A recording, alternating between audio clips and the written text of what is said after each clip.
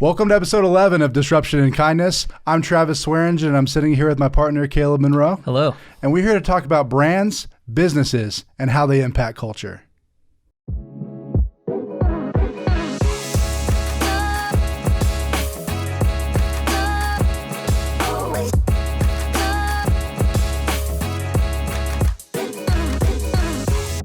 Hello.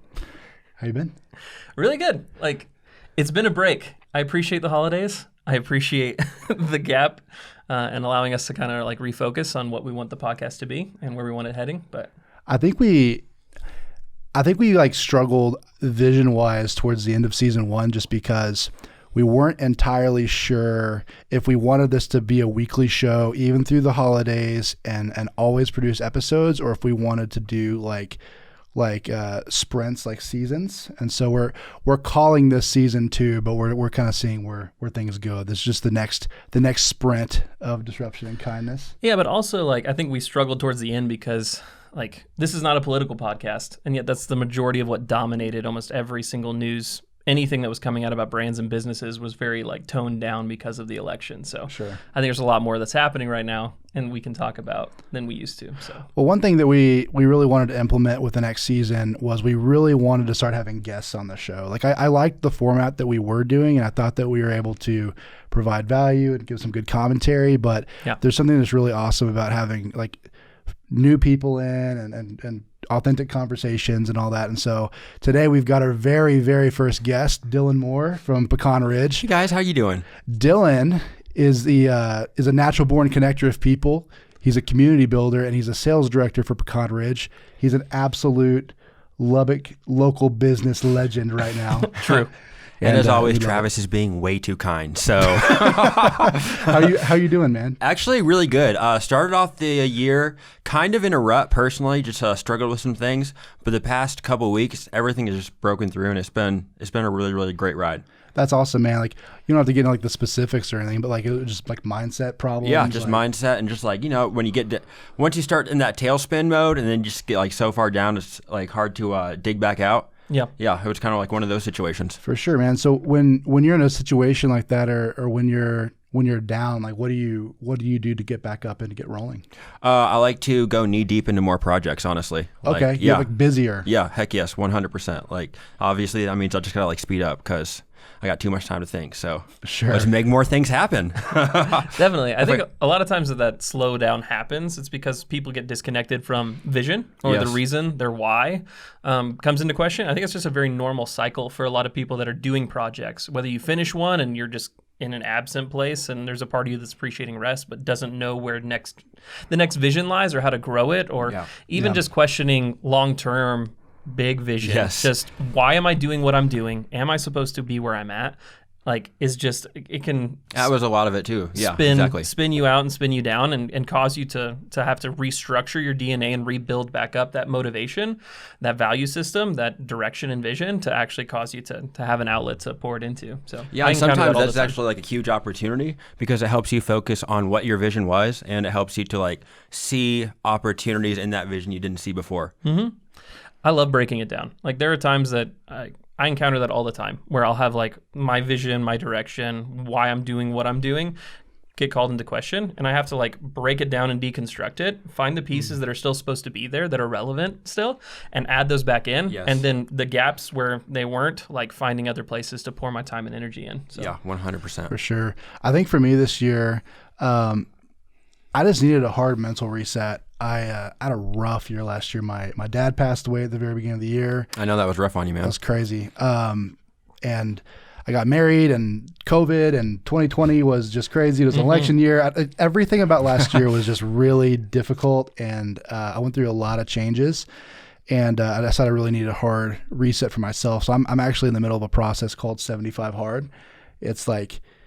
It's super crazy. I'll talk to you about it later. But it's just 75 days of just a lot of workouts and reading a lot, and it's just been an opportunity to kind of recalibrate and get my head together. So I'm on day 18 or something. How's it working so far? It's been good, dude. Yeah. After the first week, you get used to it, and you're going like, okay, this is doable. It's just constantly putting yourself in uncomfortable situations, and I think it's kind of enabled me to not be as afraid of like business moves we're making right now or anything else. Like I'm definitely a lot more clear headed. Yeah. So it's been good. So I'll let you know how it goes on day 75. But, I guess. Well, it's I'll crazy. be checking in, man. If you mess up one thing, you have to go all the way back to day one. Really? Yes. That's the hardest part. So if I miss a workout, if I don't drink enough water, if I forget to read that day, if I'm on day 74, I have to go all the way back to day Oh boy, one. yeah. You want to set your calendar alerts for those days, yeah. Yeah, so it's like you think it's like, oh, I need to get my brain right by doing something really, really stressful, but it's actually been good. Yes, no, I totally understand that actually, yeah. Yeah, it definitely is putting the hard in 75 hard. Without a doubt. It's not 75 gentle. So crazy. Yeah, I think that 2020, honestly, like for a lot of our listeners, was just a year that felt like a decade. Yes. Sure. And I think that it just because nobody had a playbook for it, mentally, no one was prepared for it. When our brains are going through new experiences, time actually slows down and it feels like it's going through a lot more. That's why 2020 felt so long. Is because we weren't used to masks, mandates, everything else that was happening, businesses shut down. It was just all so new and we were being bombarded with it that I think there was a ton of fatigue towards the end of 2020 where people are just, are we done yet? Oh, is a lot of the feeling that was coming out. And I think that when you're talking about needing just a mental reset for 2021, I think people were looking at this new year to be something different and some change happening. And I think that catching a new vision is important. But I know that a lot of our listeners are probably feeling that same thing from last year, just a lot of fatigue and needing to figure out how to get back in the saddle. Oh, sure.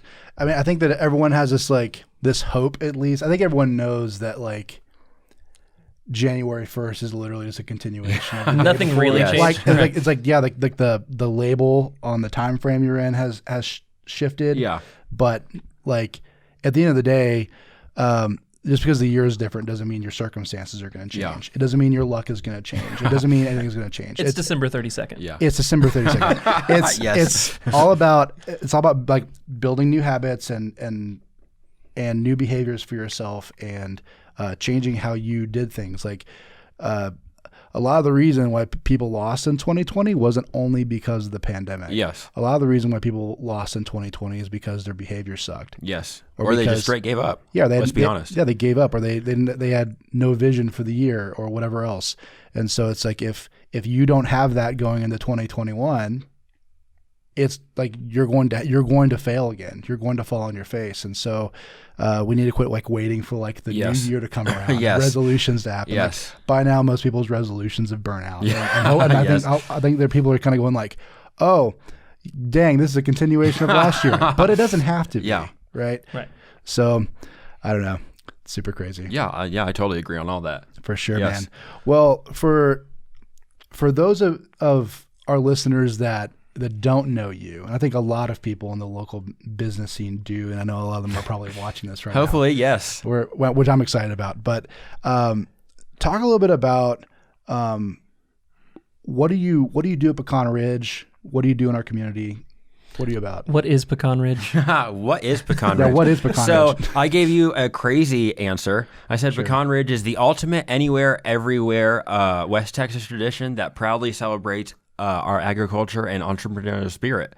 And I mean, it totally does that. If there is a show in Lubbock, if there is something happening in Lubbock, we want to be there. We want to sponsor it. We just want to support the community because we believe that Lubbock is the best city in the world. We really, really do. We got started 25 years ago with our pecan shelling facility. If you all know, if you've been in Texas, basically everyone has pecan trees on their property. So when it comes time to harvest, they take them to us. We shell them for them so they're able to eat them, enjoy them. And then we also have the West Texas Country Store, which celebrates Lubbock's entrepreneurs. The only way to get in that store is to be a Lubbock brand. So it is a really, really cool way to celebrate what's happening in this city. That's super cool. And when did you get started with them? I started with them December 27th, 2018. So just almost 3 years now. That's super cool. So talk to me a little bit about your upbringing up until this point and like what were you doing before Pecan Ridge and that whole process. Like how did you go from growing up to like who you are now? So previous to Pecan Ridge, nothing good happened. So here we go. No, moved around a lot, and I know a lot of people find that strengthening. I didn't. I'll be honest. I like every 2 years, it's just like as soon as you get settled down, you have to like figure out everything again. And it wouldn't just be like you're not just moving down the street. Like you're moving from the Midwest to like the East Coast. You're moving from the East Coast to the West Coast. So it's just like cultural changes like all the time, and you're just like always trying to get your bearings. So that kind of like I don't know. I didn't enjoy it that much. So fast forward to making it to college. I flunked out of there so hard. Stayed there for 2 years. I think I completed like maybe 2 classes. Wasn't making the best decisions, and then decided to double down on not making the best decisions until about 3 or 4 years before I became to Pecan Ridge. The 3 or 4 years before Pecan Ridge, I was doing like odd jobs, hotel work, stuff like that. I was trying to get in the culinary track for the local Hilton hotel here, but that didn't happen just for various reasons. And then I found Pecan Ridge, and no joke, I was basically making bad decisions until I found that job, and then I decided to change things. Did you have much of a social media presence before Pecan Ridge, or did Nothing. you learn on the Zero. fly? I had no social media presence. I had a Twitter. That's like my own personal one, but no, I had to create a Facebook. I had absolutely no social media. Okay, so you get into Pecan Ridge day one and kind of see the lay of the land and what's going on. What makes you go, I need to start going to every local business event. I need to start taking all the selfies that you do. I need to start building communities. I need to start building this huge presence around you, but also around the store. Like what led you to that? Because when I took over, we were 24 years old. We were a 24-year-old company with a 1-year-old company reputation. No one knew who we were. No one knew what we did, and no one knew where we were. So I knew we had to change that, and we had to change it fast because we do have a lot of history tied up in Lubbock. And I think it really is important that everyone knows that we were there and that we have been supporting Lubbock for a while. So, I mean, I just decided to, be everywhere, like literally everywhere. Did they hire you to do that, or did they hire you and then you came to them and said, like, we've got to build a social media presence? They just hired me to grow the store. It was doing about 18,000. When I took over, I was tasked to get it to 100,000 within 5 years. So that was my goal. That's crazy. Yeah. I'm imagining it's just super broad. Like they know they need to grow, but they don't necessarily, they're not giving you any doors to knock on as far as making that happen. It's just like, did you have the ability to look and see, or was it just like gut instinct? Here's where I'm seeing our problems. Did it take you a while to acclimate to Pecan Ridge and find out exactly where profit was, where it wasn't, and actually grow a plan from there? Yeah. So my biggest fear with Pecan Ridge was that it was going to be that country store that like you go to and that there's like everything's just like kind of weird and it like smells. You know what I'm talking about? I do, yeah, 100%. Yep. So what if we could take the gift store experience and still have that like kind of country vibe, but like kind of modernize it up a little bit? So that was kind of my idea. It's like, let's bring in the social media with all of our history and see if it combines in a cool way. Yeah, creating a country store without like the quirky tourist trap feel, where it's like you want tourists to go there, but not because it's weird, right? Yeah, exactly. And then just doubling down on the Lubbock local brands and like making sure that was an emphasis of our store. Because let's be honest, like a lot of the things that you find in country stores, you can find anywhere. It's just like wholesale nationally. Let's be so unique that not only can you not find it nationally, you can only find it here. Sure. And I think that when you're talking, do you feel like Pecan Ridge, like you said, before you're making bad decisions, you're moving around a ton. Do you feel like Pecan Ridge enabled you to really set down roots in the city and appreciate it, find stability, and actually like, you just talked about that being a change? And I'll just say, like, my dad was in the Air Force, so we moved around every 2.5 to 3 years. Yeah. So as far as like being an Air Force brat, like I completely get it. One moment I'm in South Dakota, the next I'm in New Mexico. Like, and it's like finding those swaps and constantly moving around. It was very like unnerving to have to grow through.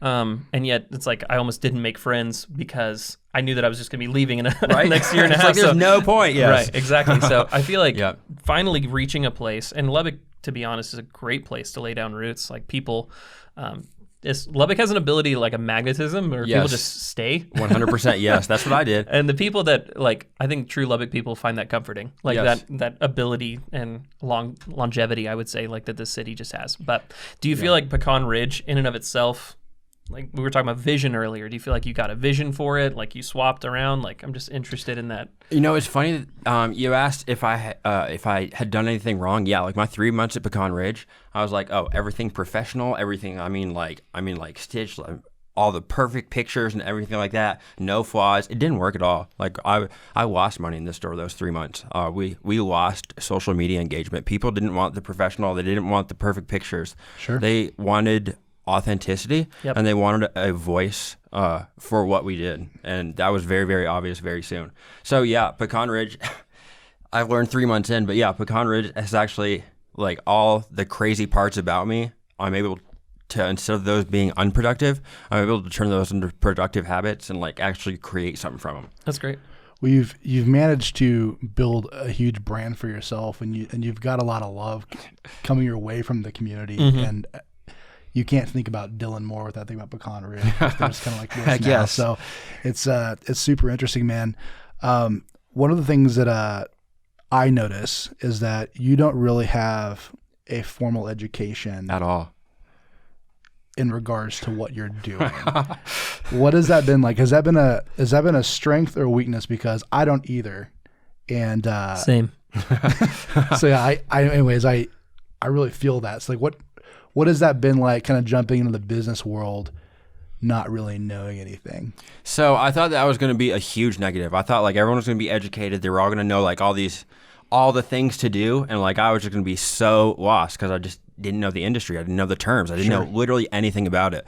But turns out I'm not alone in that fact. And we all started somewhere. But I actually think now that not having the formal education has helped me out a lot. Because, I don't know, I just think that people without the formal education are able to see things in more of a guerrilla marketing perspective and they're not so worried about like, do this process because that's what we learned. They're worrying about how do we get results in the correct way for our company. Yep. They don't get boxed in by their professors and, exactly. and their ideologies.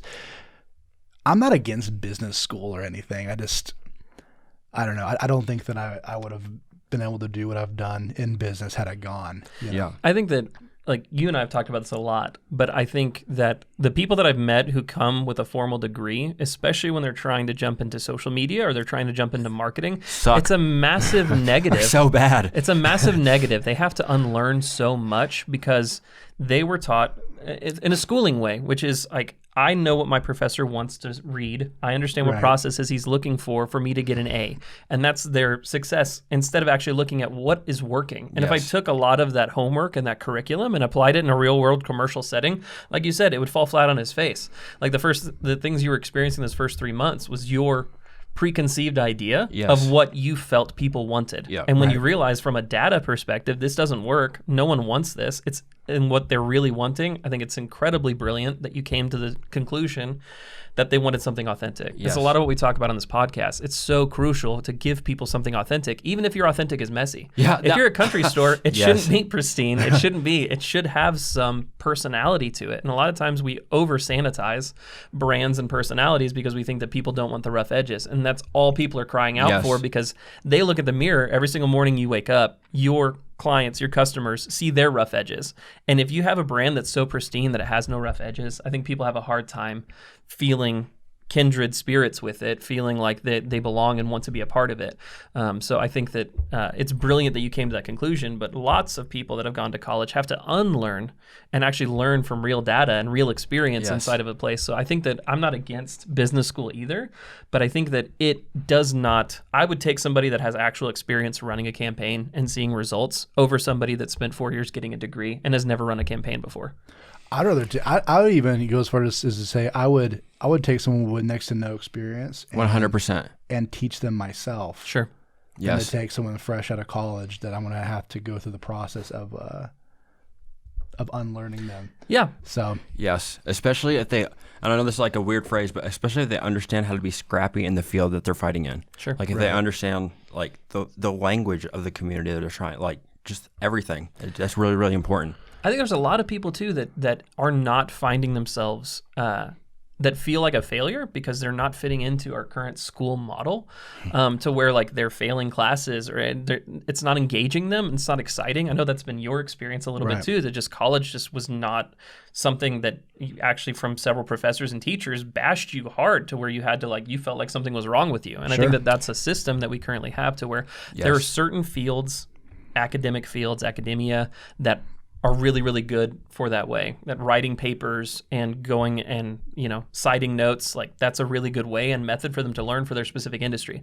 But there are so many industries that those things aren't requirements for, and that your specific Dylan, your specific giftings and talents and things weren't a good fit for school as a model, but they were a really good fit for being a sales director. Yeah. And I think that there's a lot of people that can go through their life thinking there's something wrong, that they're messed up because we grow up in a school system that says this is what success looks like, instead of realizing that, no, you have a specific bent and giftings and passions. And there are other people that are listening right now that just need to look for their Pecan Ridge, right? Yes, They need to find that sales director position that actually is going to engage their quirks, their personalities, the things that have been shut down and shuttered before that are actually meant to thrive and can grow a business that way. So I think that's just like everything you said. I mean, like I could not agree with that more. I mean, I just think college is such a waste for like a lot of industries and professions. 'Cause, I mean, if you go to school for marketing or business, let's say marketing, for example, I mean, like, yeah, there are things to learn, but basically what you're learning is how to communicate with people. And I don't think 4 years of college is really going to teach you how to communicate with people if you can't already. Like, that's just something you have to learn by communicating with people. Sure. Like, if you don't understand, like, why Reddit works the way it does, then, I mean, you can't really understand, like, how to market, how the internet works, how this, like, the time period we're in works. Yeah, technology is accelerating at such a rate that by the time that they can develop curriculum, I think they're probably just now starting to develop curriculum for Facebook. How long has Facebook been out? Yes, Facebook is almost on the way out. In a lot of ways, and people that I'm talking to, especially younger generations who you're trying to reach, they call it mom book. Yes. It's like, that's something my parents do. That's not where they're at or where they're engaging. And how long is it going to take universities to catch up to Snapchat? Exactly. And even Snapchat feels old right now to me, right? Like, and we're talking about, like, there's so many new social media things that are just launching and accelerating that as a marketer, it's a full-time job just paying attention to what channels are out there and who's there and how to reach them. That I think that it is a failed understanding that someone's going to get a good idea, that by the time that they've gone through the coursework, and I think that schools can give foundational understandings, yes, but not actual practical application of that inside of channels. Like, I can have an understanding of how to engage someone or how to write good copy, but if I don't know where to go, where my people are at, and how to reach them, it's useless. It's massively useless. And another thing I think, so like specifically that we've done a disservice in marketing, I'll be honest, I think we should start thinking of marketing as an art and marketers as artists, because we just have to, like, there's a certain pulse that you just have to have. Like, you just have to have it like an artist. Well, in the same way that songwriters or authors or poets have to like resonate with their audiences, like marketers have to resonate with the audience of a product or a service. You have to really understand that customer and their pain points and how their lives are actually being like affected by their problems, and want to meet them where they're at and say like, hey, I've got a solution for your problem, you know? And so, I completely agree with you that like marketing is an art form. 100%. The best marketers, the best advertisers right now are really good storytellers. Like, I think that storytelling in and of itself is an art form. Yes. Understanding how to hook people in very quickly, gain their attention, and keep it throughout with tension. Like, I think it's just massively important skill set that's very, very hard to teach. Yeah. But in the same way that I went to school, I had art classes that I took in school, and I realized pretty quickly the art that I wanted to do wasn't what got me an A, even in my art class. I had to cater my art to the professor and what they were looking for. And I realized a certain photography professor that I took, like, he really, really liked dark images, like contrasted, dark, heavy. And when I took a bright one, I got like a lower grade than if I just took a dark one. So I stopped doing what I was doing and started doing what he liked. And I feel like that same way with marketing, with other things, like school can be a stifle on actual creativity. And when we're doing art as marketers, like just focusing on really good storytelling, like Travis is saying, focusing in on what their pain points are, and someone seeing themselves inside of your advertisement is what's going to cause sales to happen. And sales first come from a connection point and a personality and people really enjoying being captivated by something that's happening or excited or entertained. Like they need to be captured through good storytelling. 100% it's an art form. Yeah, and I think a great example of just the experience versus the kind of like school book is the, I'm sure everyone's seen it, post Monday, Wednesday, and Friday, 11 to 3. Oh my gosh, that's such a post killer, guys. The strategy. And everyone does it, and they don't even look at their analytics or anything. It's just, that's what they're hot, so that's what they do, and it's just like, no. Some of the Lubbock Foodies, I mean, you started a channel. This may be just a good little intro into it. Sure. But there's this channel that you've started and are running, Lubbock Foodies group. Some of the posts that blow up the most are ones that get posted at like 9 o'clock at night or 9:30 at night when people are just in their bed, chilling, watching Netflix, whatever, and scrolling through posts. That's when engagement, I feel like, is happening. The ones that get posted during those time slots that you're talking about are the ones that feel like they're sitting dead for a lot of them. And it's just my experience as a community 100%. member, not necessarily someone that's even seeing the analytics behind it. Yeah, for sure, and that's a good segue into that. You have managed to build, I think, some of the biggest communities online that I've seen for our city. I appreciate that, man. One of the biggest one I think that you've built is LBK Foodies, right? And so it's a huge group of Lubbockites that are excited about food and culinary arts. What was that process like?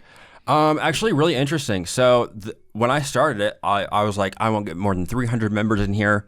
I'll sell the cover page for $100 every week. That's an extra like 3,200, whatever, in my pocket every year. Heck yeah, I'll take it. And then 2 days later, it's at 500 members, and I'm like, oh crap, this might be something. So then I guess I had to make the decision, like, hey, am I going to try to monetize this group, or am I going to try to turn this into a community that could be bigger than just a Facebook group? And we chose the latter. Once it reached 500 members, I promised never to monetize the Facebook group. We'll never sell the cover page, and we'll never have sponsored ads. Even with that, we're going to be the first online Facebook group in Lubbock that will be accepting sponsorships, and we will not. We're not going to renege on our promise because it's going to go through the website and the YouTube channel. Crazy. Yeah. Gotcha. I mean, it was just. I am blown away by the engagement on that community. I mean, just blown away.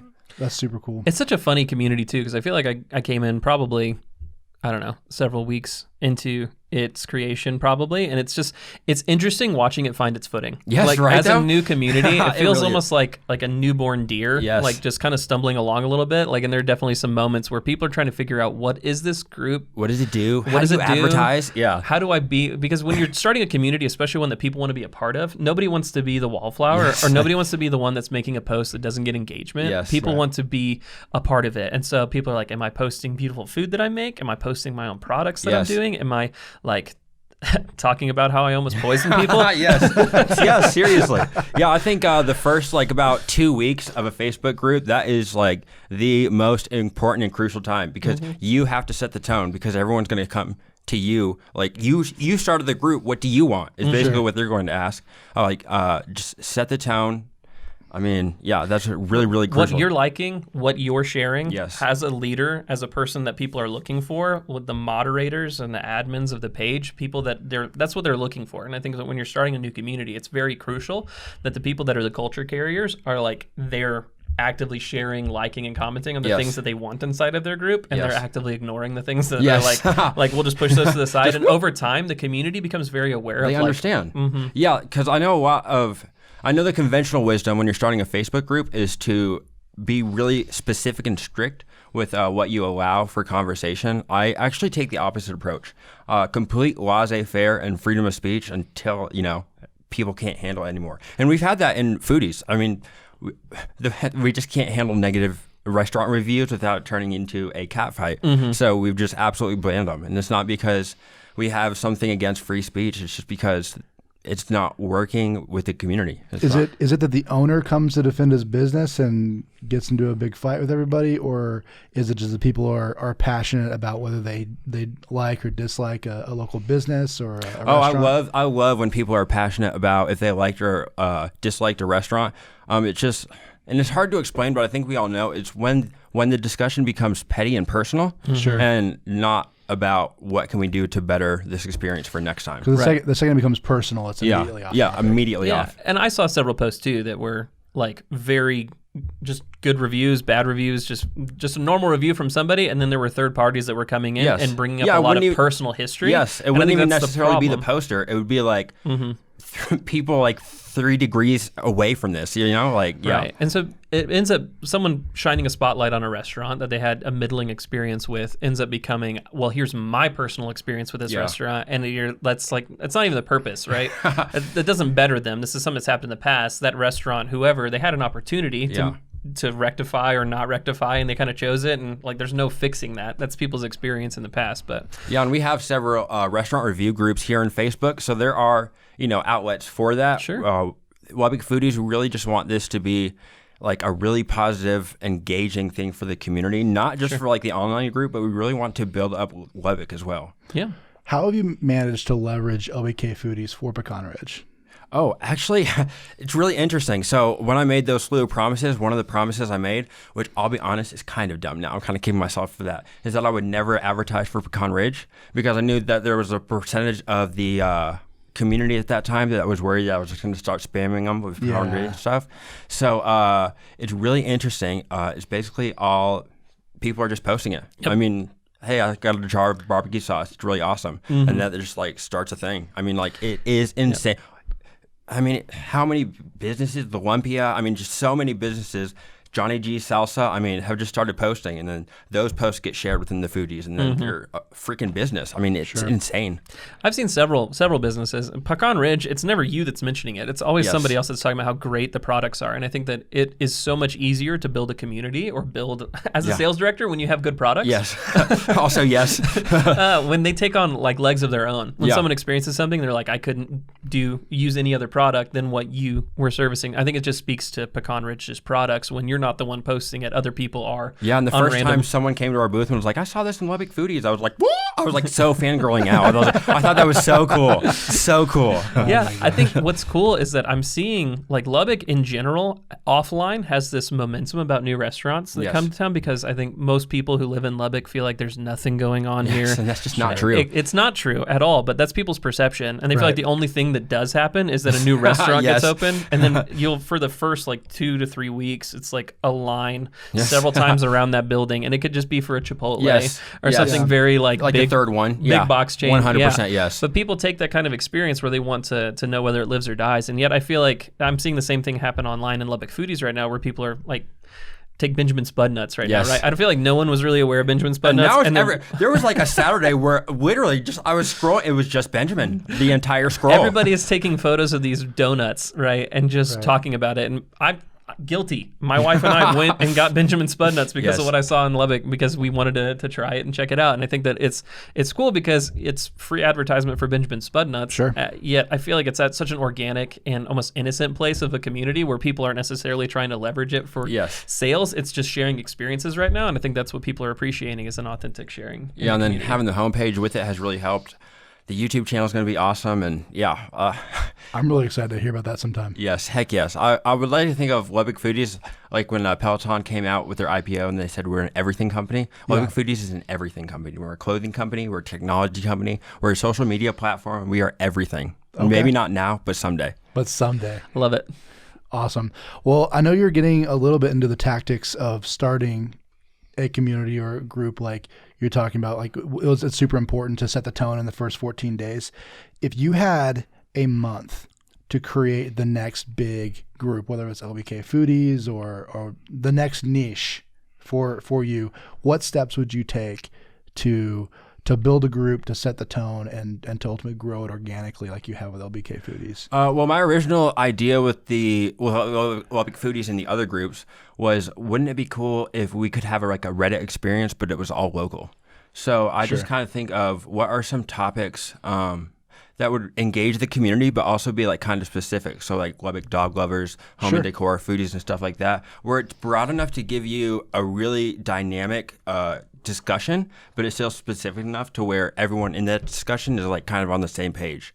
So I would just, what kind of conversation is Lubbock looking for right now? What community in Lubbock, like we all know they're there, they're just not coming together. I would look for that, and then try to band them together. Launch the group, do the first 14 days of just making sure to set the tone and stuff like that. And honestly, daily memes at 6 a.m. and 12 p.m. I know that sounds so like formulaic and like, no.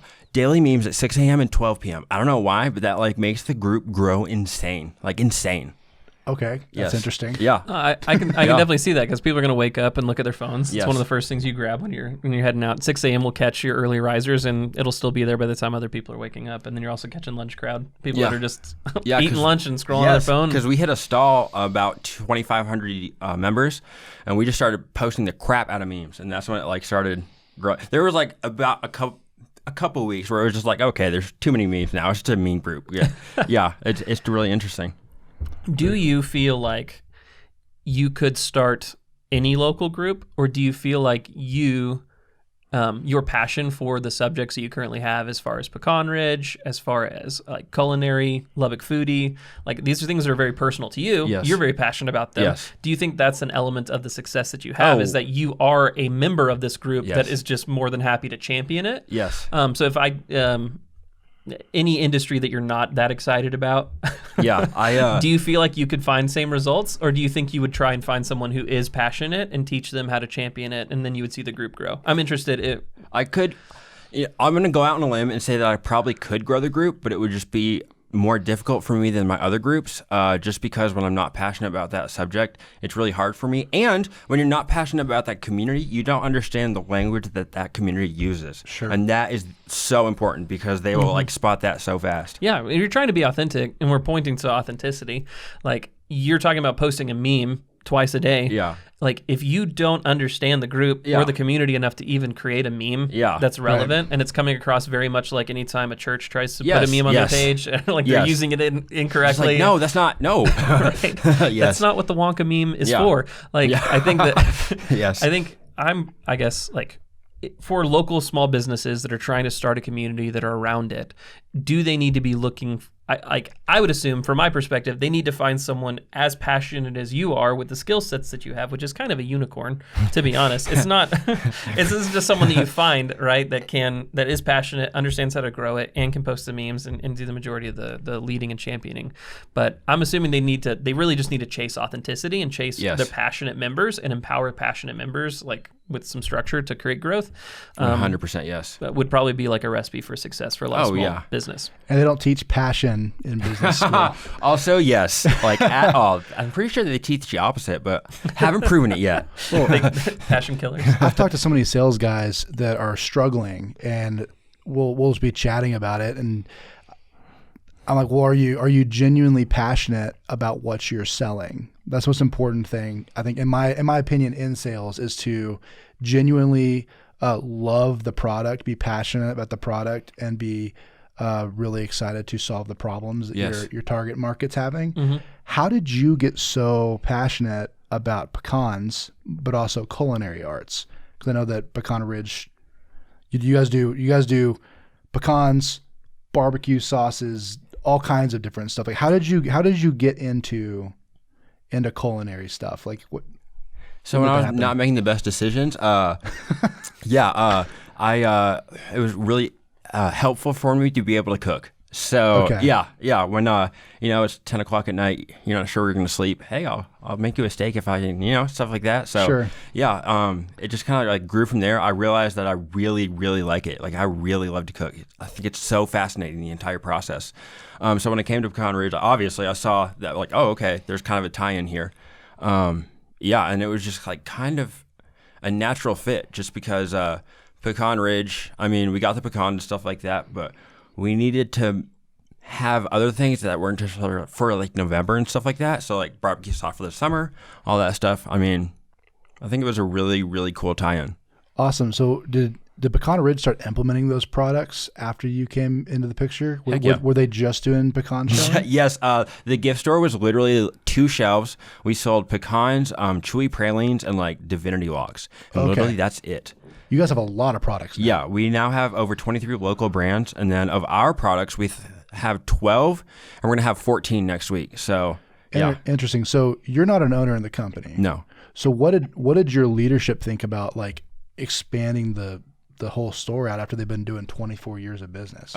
They were completely scared, I'll be honest, just because at the time, the That's gift scary. store, the gift store That's terrifying. represented literally 2% of the business. Sure. And I was telling them, no, trust me, it'll be 60% of the business in 4 years. Like, I mean, I have no experience. I have no education. Like, how are you going to believe that, you know? Right. So it really did take a huge leap of faith. But I guess lucky for me, maybe not so much for the company, that summer was one of the worst pecan seasons on record. So we literally had nothing to do on the pecan department for 2 months. So the options were, do we lay everyone off, or do we have everyone remodel the store and keep them on? So Chris decided on that, and Did it pay off? yeah, it did. It really did pay off. Actually, it has saved our butts several times. We just crossed the $100,000 line last year, which was fantastic. I mean, I can't believe that has happened. The support from the Lubbock community has been absolutely awesome. But yeah. So you were brought on to get to $100,000 in 5 years. Yes.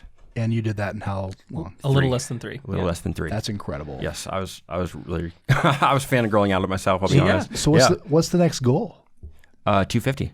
Let's do it, right? Okay. 250. Love it. Yes, 100%. This is so crucial to talk about, though, because I feel like there are so many ideas, and just from a business owner perspective, like there are so many times that fear will prevent and stagnate growth. And especially like there are times where you need to take a risk. And I think that 2020, just as a year, was a big proving point where I saw a lot of business owners fold from fear and feel like their hands were tied behind their back, that they don't have options. Even a lot of restaurants just were unwilling to adapt because of it was scary. They didn't know how to do curbside. They didn't know how to change.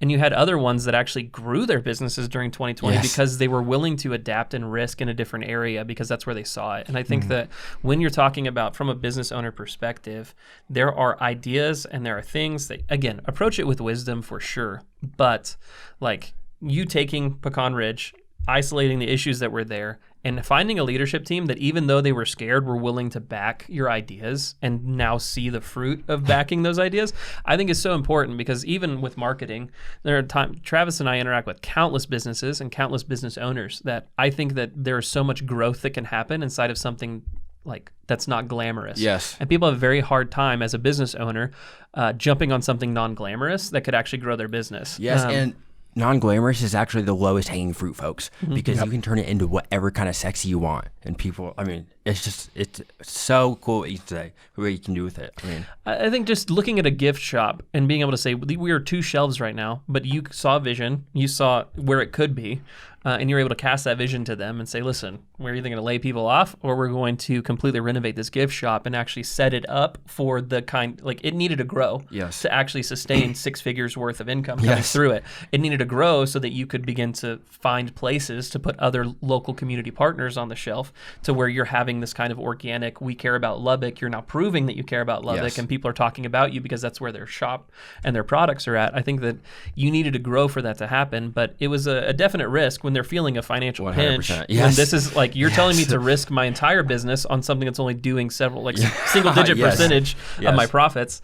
But the fact that he was willing to go through with that, I think is a testament to the vision that you were able to cast and the skill that he saw in you, but also like his own belief in you. Yeah. And I think there's so many businesses that like you could take the thing that's only 2 to 3% and you could actually grow it if you had a good strategy behind it. Right. Yeah. So you interact with so many local businesses. You've made friends with so many people in Lubbock. Where do you think a lot of local businesses are failing right now? I actually kind of piggyback what you say, the fear factor.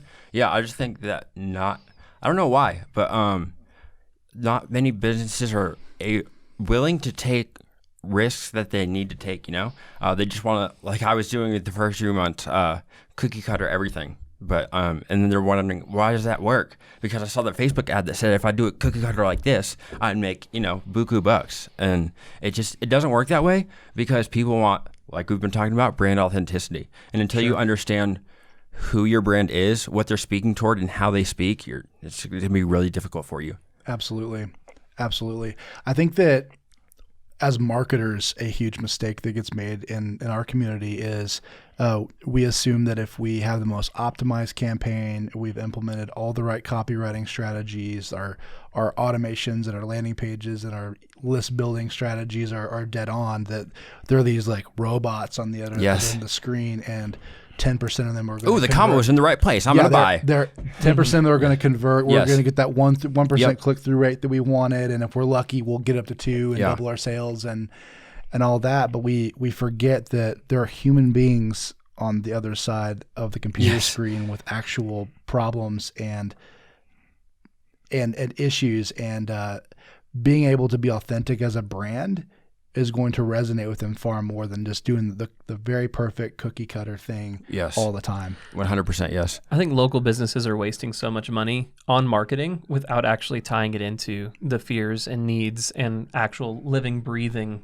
segment of people that are interacting with their business. Yes. I think that they need to stop their marketing, sit down, actually do like focus groups, pull in the passionate people that are in their industry, pull in the people that have bought from them in the past and are loyal to them, and figure out why. Like, they need to get a finger on the pulse of their industry and what's causing sales to happen, what would be even better for them, how can they over deliver on people's expectations, like, and then begin to market from a place of actually understanding the people that want to do business with you.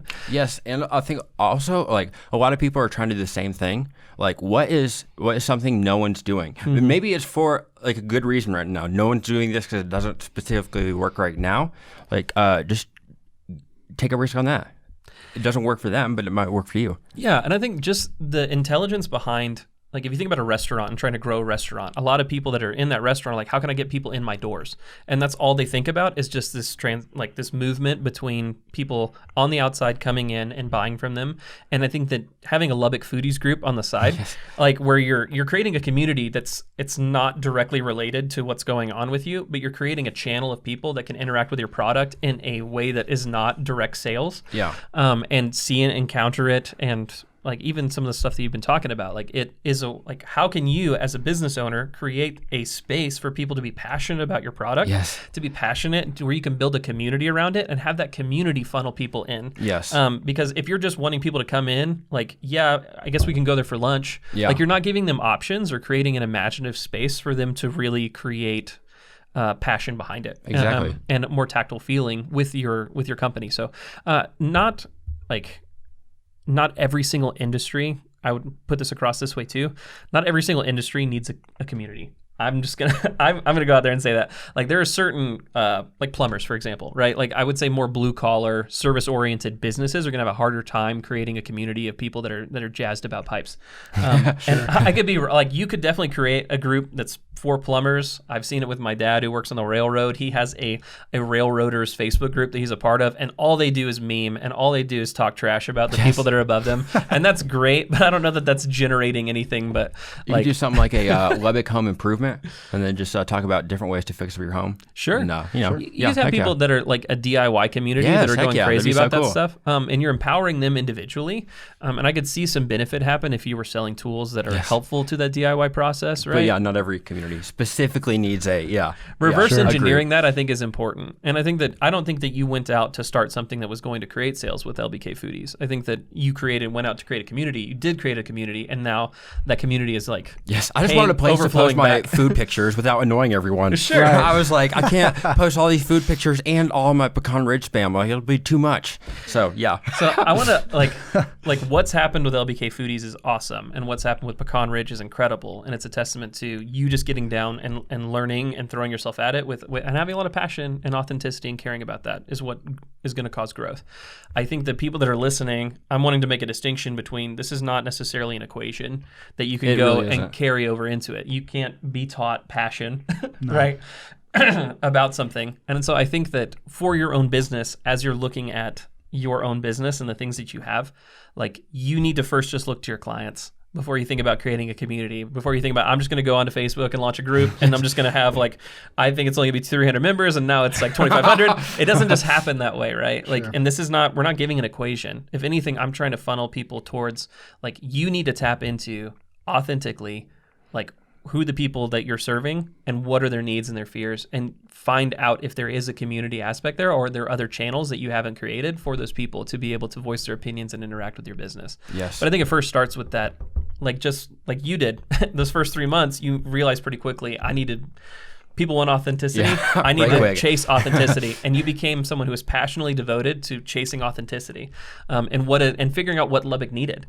Lubbock needed a country store. Lubbock needed a gift shop that was posturing people who cared about the city and were creating products in the city. Lubbock, there was a gap, and you found a way to fill that through your gift shop, and that's what caused growth to happen because you were aware of authentically what this city needed. Yeah, and one of the reasons it took me so long to get there, I'll be honest, is because of that fear factor, because I totally thought if I were my authentic self, like I'd be run to the city so fast. But no, it turns out people are people, and they're really supportive of the mistakes you made in your past, and I don't know, it's just been a really eye-opening experience for me.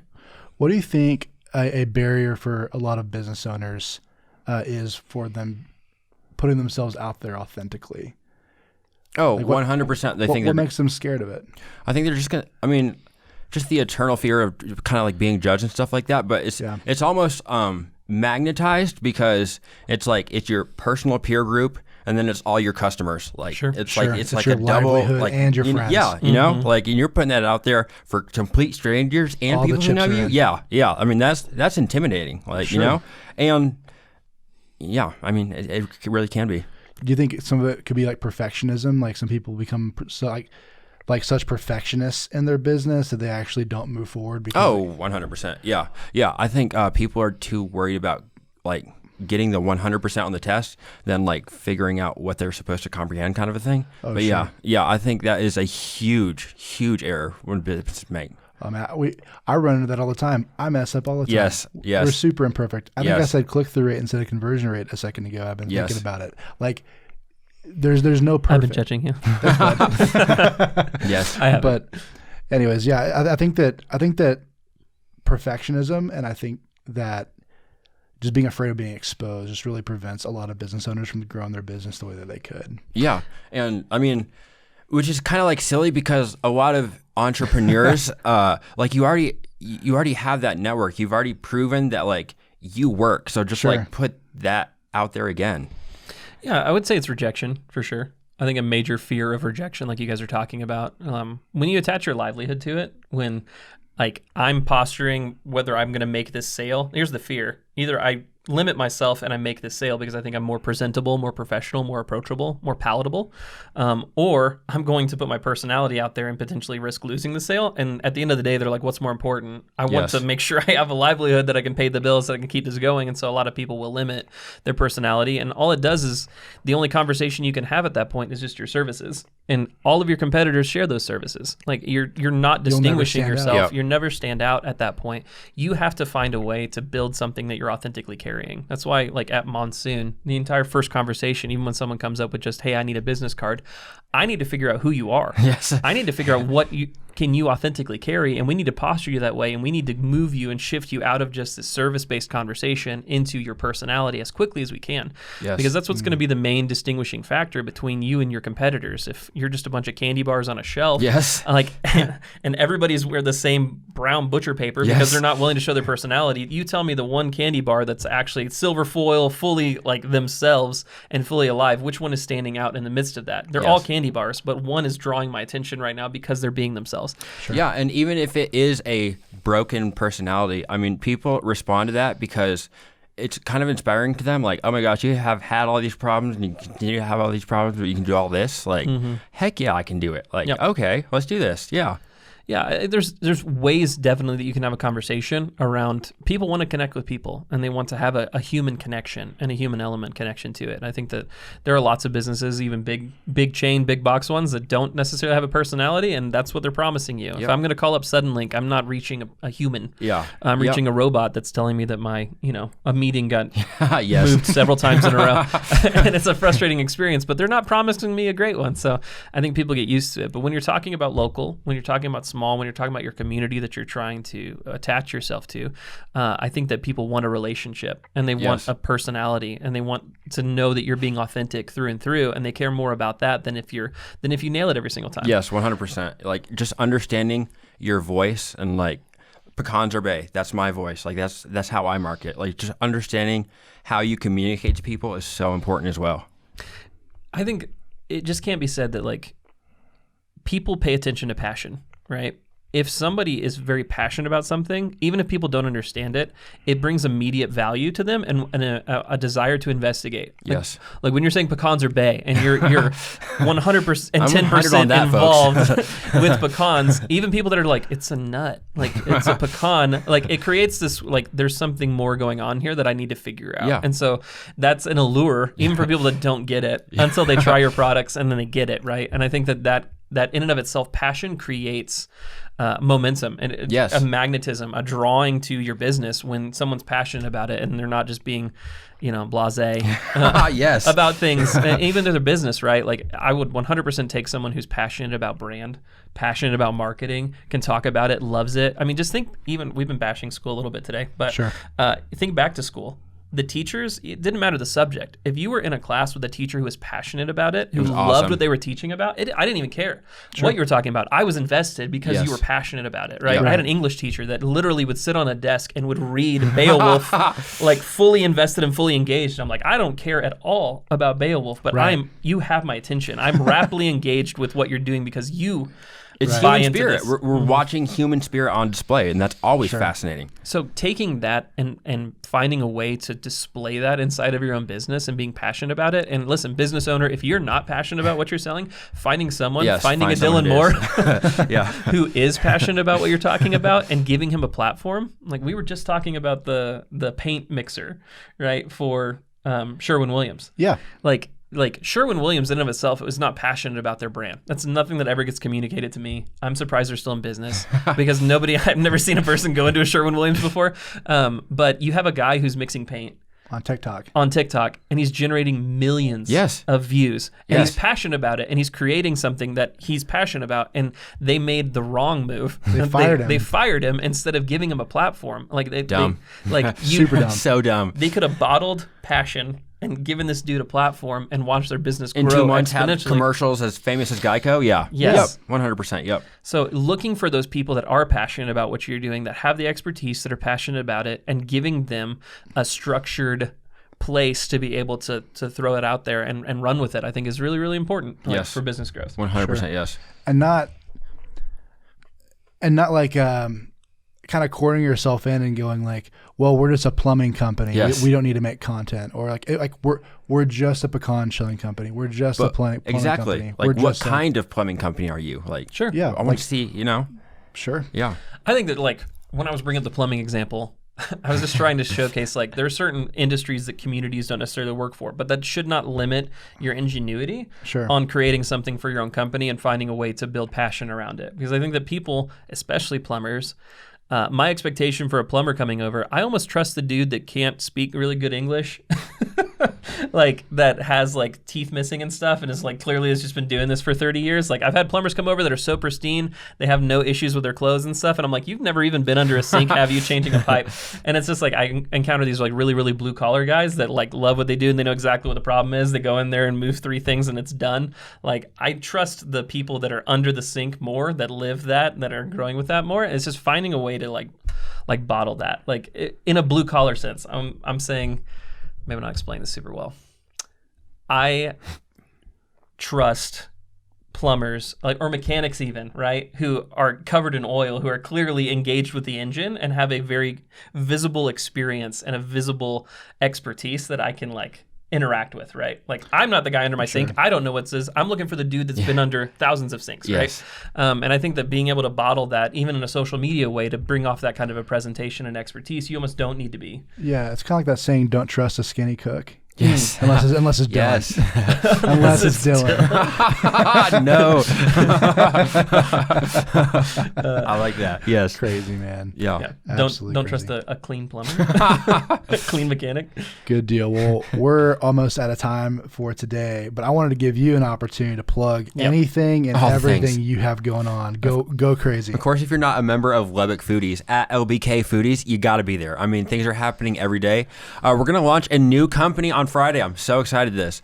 Provisional Ink, Lubbock's first and original temporary tattoo pop-up clinic. This is high-quality temporary tattoos that will last for 1 to 2 weeks. I mean, these are some really, really, really cool things. So next time you want to see Monsoon tattooed on the side of Caleb's neck, we can make that happen, actually. Right here. Yes, 100%. Yeah, my wife will be thrilled. Right? I'm yes. so excited. So yeah, I'm really excited about that. And then just keep up with Pecan Ridge. We're going to bring some really cool things to Lubbock this summer, and I hope everyone is there for that because I think it's really going to be mind-blowing. Yep.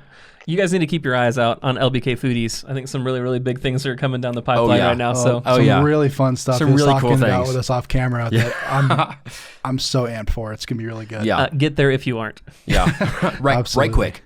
For sure. Well, thank you so much for listening and for supporting us so far. You can subscribe to us on YouTube, Spotify, Apple Podcasts, Google Podcasts, or wherever you listen to your favorite shows. Stay tuned for weekly episodes, dropped fresh every Friday for as long as we do season 2. We're excited to keep making awesome content for you. Stay tuned for Disruption and Kindness, episode 12 next Friday. Thank you. We love y'all.